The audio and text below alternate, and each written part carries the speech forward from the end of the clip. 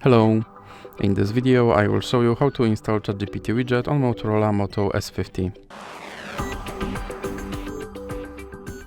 So you have to start by opening your Google Play Store, then click on search bar and type in Wally AI and click search, and now click install.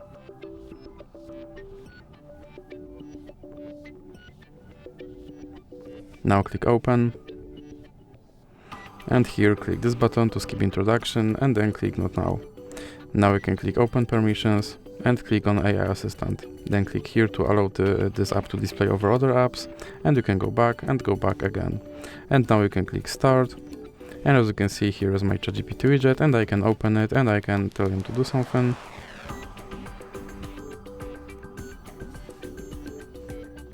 And as you can see, he responded. And if you want to remove him from your screen, simply drag him into the X icon in the middle.